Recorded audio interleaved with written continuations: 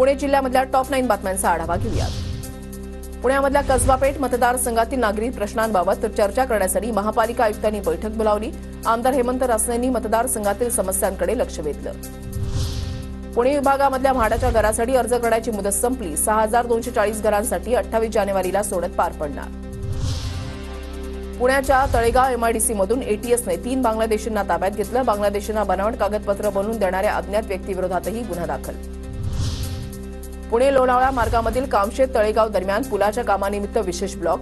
रविवारी सकाळी 11 ते दुपारी 3:35 ब्लॉक असणार। राज्यामधल्या 12 अकृषिक विद्यापीठामधील 1447 प्राध्यापकांना नेटसेटमधून सूट मिळण्याचा प्रस्ताव यूजीसीकडे। प्रस्तावांची तपासणी करून संबंधित प्राध्यापकांबाबत निर्णय घेतला जाणार। पिंपरी चिंचवड महापालिकेकडून आर्थिक गैरव्यवहार रोखण्यासाठी रुग्णालयांमध्ये उपलेखापालांची नियुक्ती। आयुक्त शेखर सिंह यांचे आदेश। महापालिकेच्या जिजामाता रुग्णालयामध्ये मानधनाची बोगस बिलं काढल्याचा प्रकार। पिंपरी चिंचवड महापालिकेमध्ये प्रशासकीय राजवटीमध्ये विकास कामांना खीळ।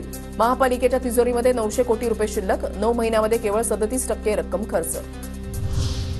नववर्षानिमित्त पिंपरी चिंचवडमध्ये महापुरुषांचं स्मारक आणि पुतळ्यांची स्वच्छता। कीर्तिताई जाधव युथ फाउंडेशनकडून नव्या वर्षाची अनोख्या पद्धतीनं सुरुवात। भोर तालुक्यामधल्या आपटी गावामध्ये छत्रपती शिवाजी महाराजांच्या मंदिराचं लोकार्पण। शिवराय आणि मंदिर कलशाची पारंपरिक पद्धतीनं वाजत गाजत मिरवणूक।